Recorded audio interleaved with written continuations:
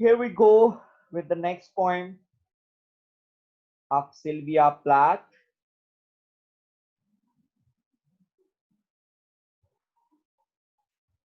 As you can see the title of the poem, You Are.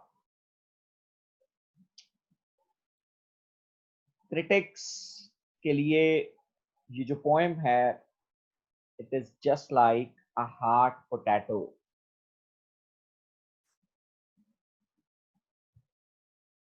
And more और less जब critics ने इसको पहली मर्तबा इस पोएम को क्रिटिकली एनालाइज किया, they were stunned with the imagery of the poem. कि इतनी शानदार इमेजरी, इतना शानदार एड्रेस जो था वो प्लाथ का अपने न्यूली बॉर्न बेबी के लिए.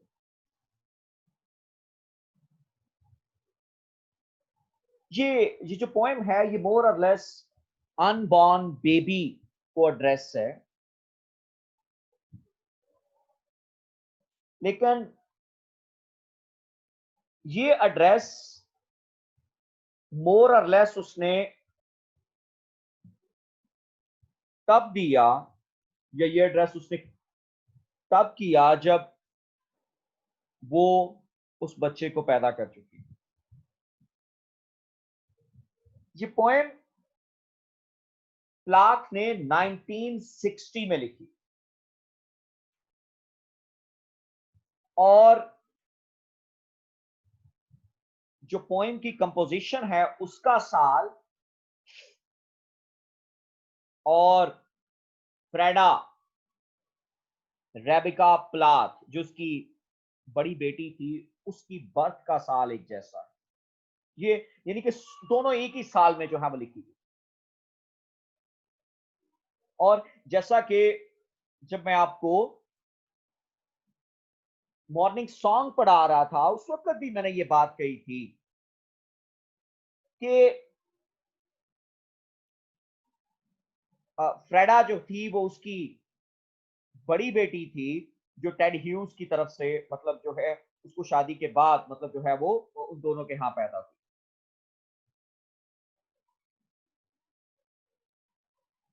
इस पोएम के हवाले से ये कहा जा सकता है कि इसमें पावरफुल इमेजरी है, विजुअल जर्नी जो है वो इस पोएम के अंदर मौजूद है और वो अपने रीडर को उस एक्सपीरियंस की तरफ लेकर जाती है जो एक मदर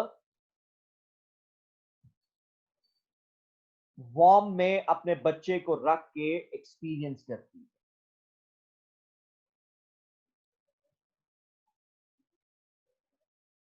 और ये यहां पर इट्स क्वाइट एस्टोनिशिंग. ये बात भी क्लियर है कि ये नज़म जो है ये प्लैथ के हैप्पी मूड को रिफ्लेक्ट कर रही है. That's quite unnatural with Sylvia Plath poetry, but it virtually happened. और ये पूरी पोएम का जो ताल्लुक है वो प्रेगनेंसी पीरियड के साथ है. हत्ता कि जो टाइटल है वो कंट्रैक्शन ऑफ यू आर, ये ऐसे ही है कि जैसे वो बच्चा जो है वो उसके सामने बैठा था, लेकिन चूंकि ये वो सारा एक्सपीरियंस जिस पॉइंट में वो शेयर करने जा रही है, हम लोग इसको गो थ्रू करने जा रहे हैं, वो 9 महीने उसने जो ऑब्जर्व किया वो उसको जो है वो यहां पर रिप्रेजेंट भी करेगी. तो अगर opening line of the poem को देखें तो she says clown like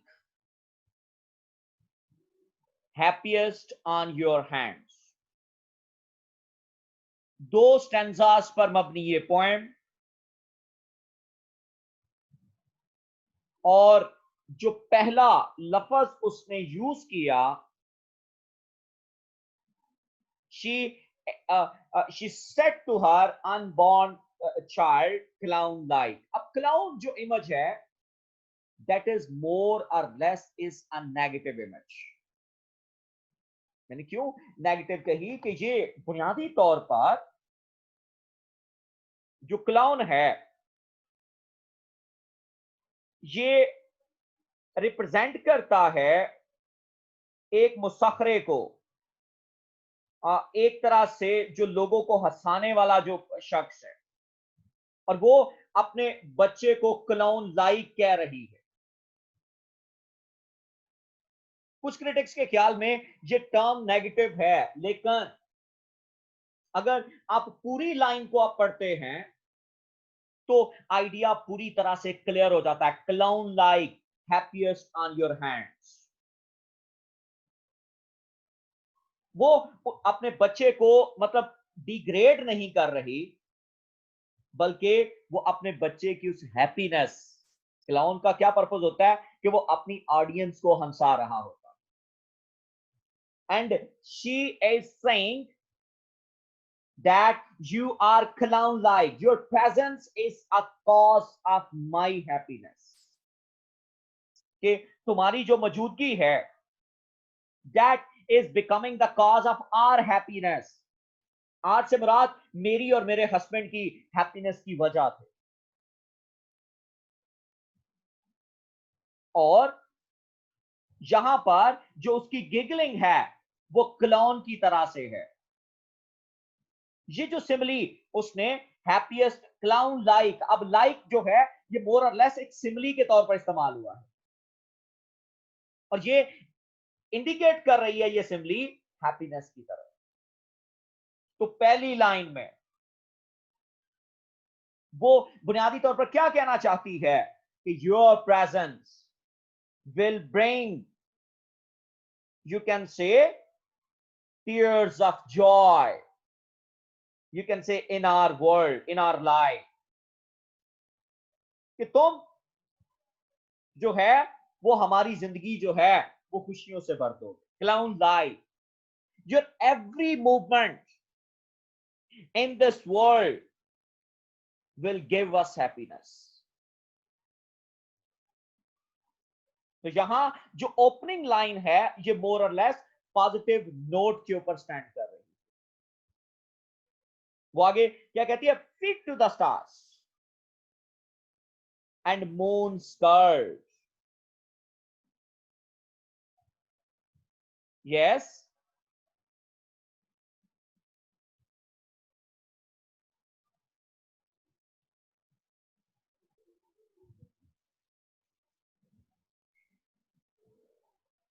so second line को अगर हम लोग ऑब्जर्व करते हैं तो वो क्या कह रहा है, फीट टू द स्टार्स,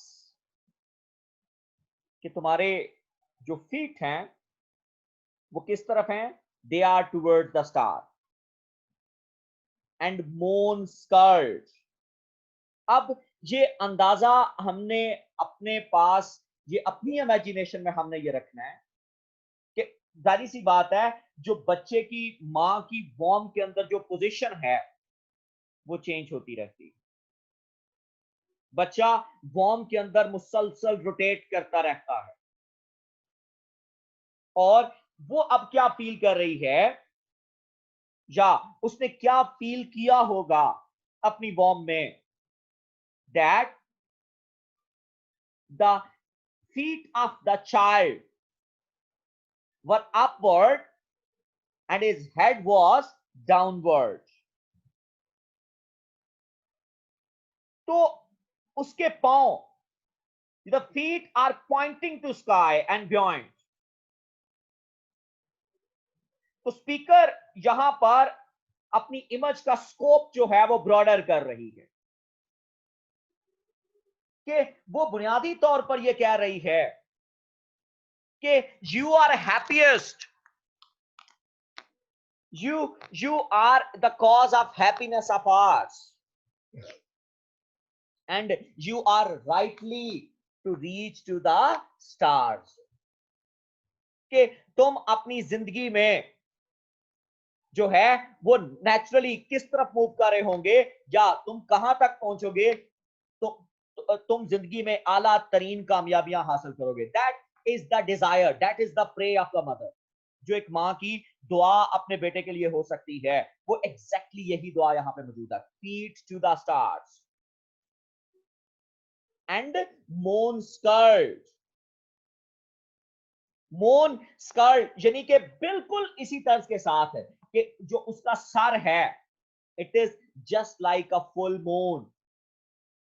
अब ये दोनों इमेजरी आप देख लें, क्या ये सब कुछ मां को नजर आ रहा था? No, the child was in her warm, बच्चा उसकी वॉर्म के अंदर था।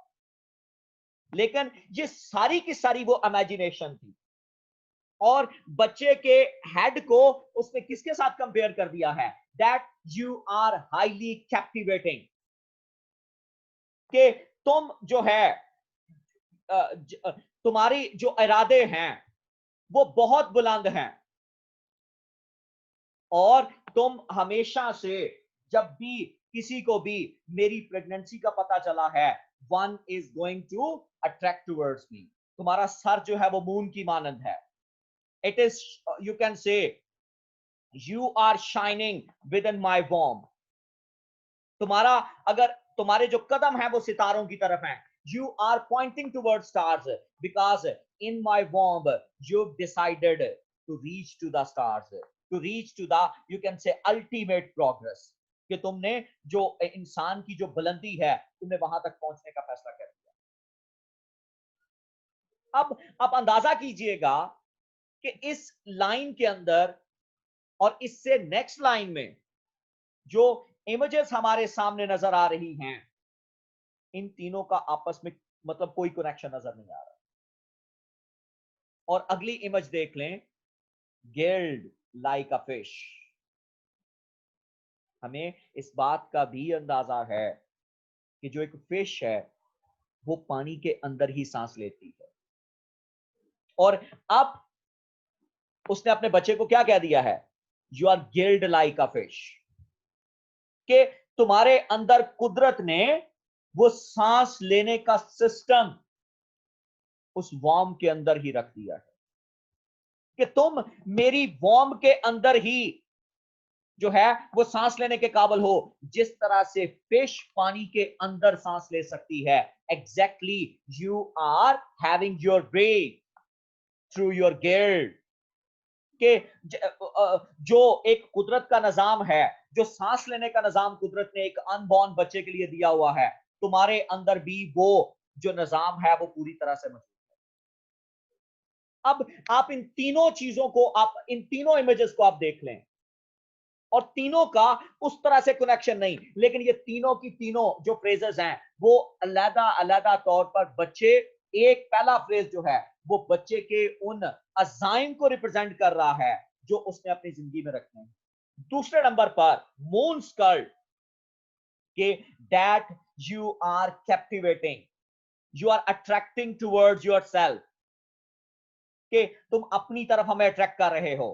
और फिर तीसरे नंबर पर गिल्ड लाइक फिश, कि तुम्हें सांस लेने के लिए किसी चीज की जरूरत नहीं है, बल्कि जिस तरह से मछली पानी की अंदर जो है वो सांस ले सकती है, इसी तरह से तुम मेरी वॉर्म के अंदर जो है वो सांस लेने के काबिल हो।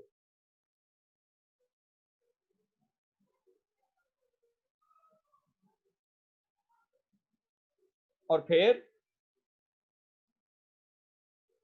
नेक्स्ट लाइन देखिएगा, अ कॉमन सेंस।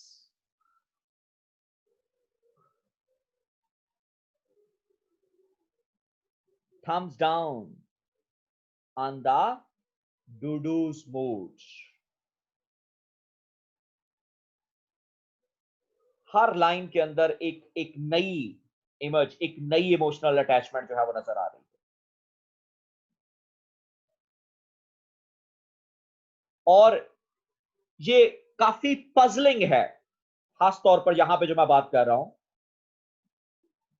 वो फीटस का, जो मां की वॉर्म में जो फीटस है, उसको साइंस और एवोल्यूशन के साथ कनेक्ट करके ला रही है, कि किस तरह से एक कॉमन सेंस, आगे से जो उसने बात की है कि this is quite a common sense, कि गिल्ड लाइक अ फिश।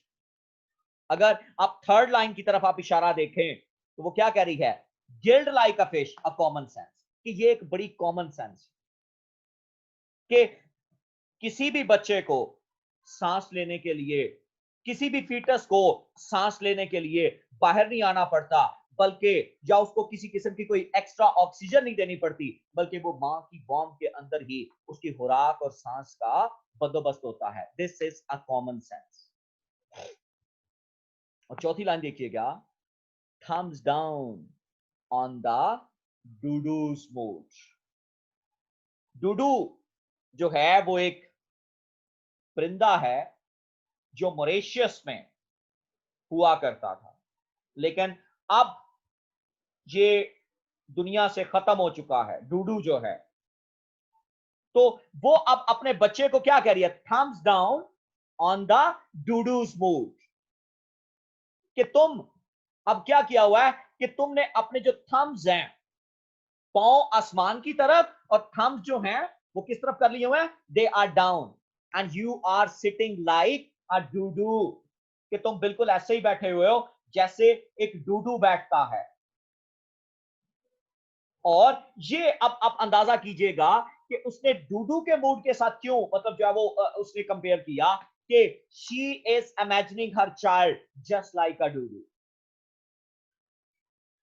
तो क्या बच्चा उसके सामने बैठा हुआ है? No, it is still in her warm. Thumbs are down, not up. और ये फिर से इसी एवोल्यूशन प्रोसेस की तरफ इजहार है कि बच्चा जो मुख्तलिफ मूवमेंट्स जो है वो वॉर्म के अंदर बदल रहा होता है।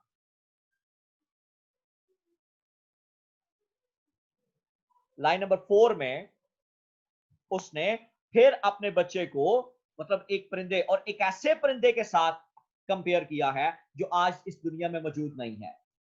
एक तरफ नई नस्ल पैदा हो रही है और दूसरी तरफ सिल्विया का जो बच्चा है, सिल्विया की जो बेटी है, वो इस दुनिया में आना चाह रही है।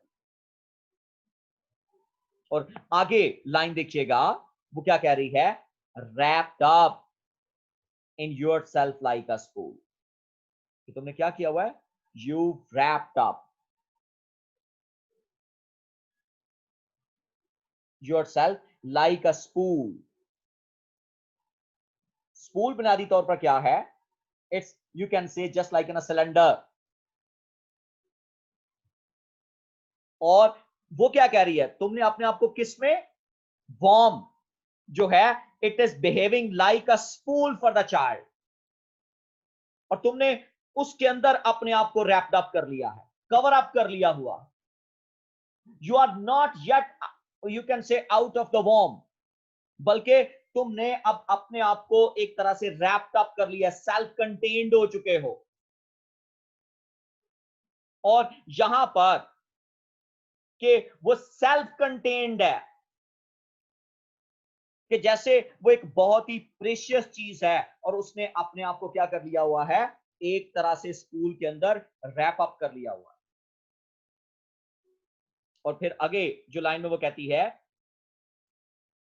Trawling your dog as old do. यहां पर जो ओल्ड सिंबल है वो एक और बर्ड की सिंबल के साथ एसोसिएटेड है। ये एक एक्स्ट्रा लेयर ऑफ इमेजरी की तरफ इशारा हो रहा है कि जो अनबॉर्न चाइल्ड है वो बिल्कुल इसी तरह से अपनी मां की वॉर्म में जो है, जो कंप्लीटली डार्क है। सारी सी बात है कि वॉर्म के अंदर किसी किस्म की कोई रोशनी नहीं होती, और वो रोशनी के बगैर इन्वायरमेंट के अंदर वो जो है वो अपनी जिंदगी को मीनिंगफुल बना रहा होता है, वो अपनी जिंदगी का मीनिंग तलाश कर रहा होता है। बिल्कुल इसी तर्ज के साथ जिस तरह से एज ओल्ड्स डू फिर सिमिली आई है, कि जिस तरह से उल्लू रात की तारीकी के अंदर जो हैं वो एक जगह से दूसरी जगह, दूसरी जगह से तीसरी जगह वो ट्रॉल कर रहे होते हैं, इसी तरह से बच्चा जो है वो रात की मतलब जो है वो मां की वॉर्म के अंदर अपनी मुख्तलिफ पोजीशंस को बदलते हुए, बदल बदल कर जो है वो अपनी जिंदगी को मीनिंगफुल बना रहा होता है। अब यहां पर फिर से इस बात का इजहार हो रहा है कि बच्चे की वॉर्म के अंदर जो बदलती हुई पोजीशंस हैं वो पूरी तरह से मां फील कर रही होती है, wrapped up in yourself like a spool, कि तुमने अपने आप को एक बहुत बड़े स्पूल में, एक बहुत बड़े सिलेंडर में क्या कर लिया है, रैप्ड अप कर लिया है। और उसी सिलेंडर के अंदर क्या करते हो, you keep on trawling, you keep on moving as old do, trawling your dark, you keep on in search of meaning as old do, कि जिस तरह से ओल्ड जो है वो अपनी जिंदगी के मीनिंग जो है वो तलाश कर रहा होता है, इसी तरह से तुम भी उसी तर्ज के साथ कर रहे हो। म्यूट एज अ टर्निप, और तुम बिल्कुल क्या हो, यू आर कंप्लीटली म्यूट, तुम बिल्कुल खामोश हो, यानी कि कोई आवाज नहीं आ रही। अब बेबी को म्यूट एज अ टर्निप के शलजम के साथ एक बेटे को कंपेयर करना, इट्स अगेन फनी थिंग। कोई भी फीटस, कोई भी बच्चा जो है वो रूट वेजिटेबल की तरह नजर नहीं आता। तो यहां असल में mute as a turnip from 4th of July to all fools day. इस लाइन को अगर आप देखिएगा तो अभी मोस्ट रिसेंटली आप अंदाजा कर सकते हैं कि आज से कोई एक हफ्ता पहले ये 4 जुलाई गुजरा है, और 4 जुलाई जो है वो अमेरिका की आजादी का दिन है, टू ऑल फूल्स डे 1 अप्रैल तक। तो असल में वो क्या कह रही है कि तुम इस 9 महीनों के दौरान, जाहिर सी बात है कि एक बच्चा अपनी मां की कोख में वॉर्म के अंदर जो है वो कितने महीने रहता है, he stayed there for 9 months, and she feels कि तुम बिल्कुल इसी तरह से हो कि जिस तरह से टर्निप जमीन के अंदर बिल्कुल खामोश रहता है, तुम भी बिल्कुल इसी तरह से जुलाई से लेकर अप्रैल तक मेरी वॉर्म के अंदर बिल्कुल खामोश हो। कि इमेजरी देखें कि वो किस तरह से, मतलब जो है वो अपने बच्चे के एहसास को, जो जब से उसकी वॉर्म में आया, एंड ही या she came there from the month of July, कि जुलाई के महीने में आई, और she stayed there all fools day 1 अप्रैल तक वो इसके मतलब जो वो कोक के अंदर रही।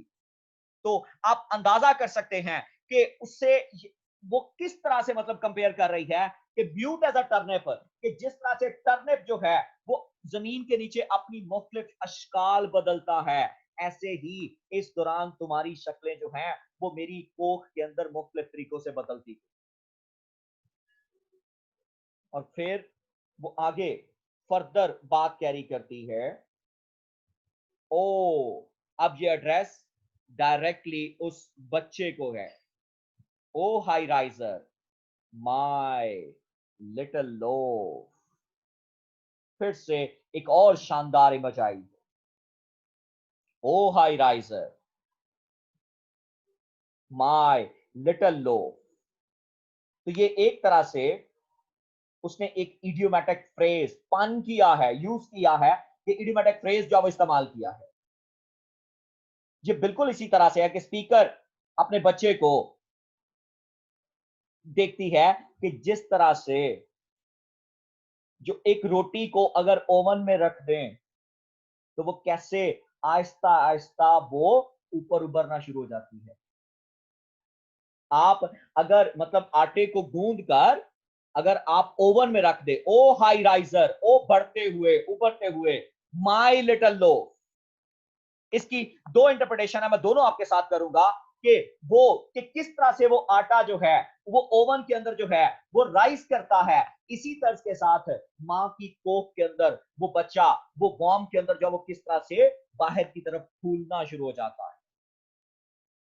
और वो उसको कंपेयर कर रही है just like a piece of bread, या उस यू कैन से उस गूंदे हुए आटे की शक्ल में कि जिसको ओवन में रख दिया जाए और वो फूलना शुरू हो जाए। और दूसरे नंबर पर वो उसको क्या कह रही है, O high riser my little loaf, you are part of my flesh and blood, तुम मेरे जिस्म का हिस्सा हो, you're part of my life, I'm feeding you, और मेरी फीड से you are becoming high riser, कि तुम बढ़ रहे हो.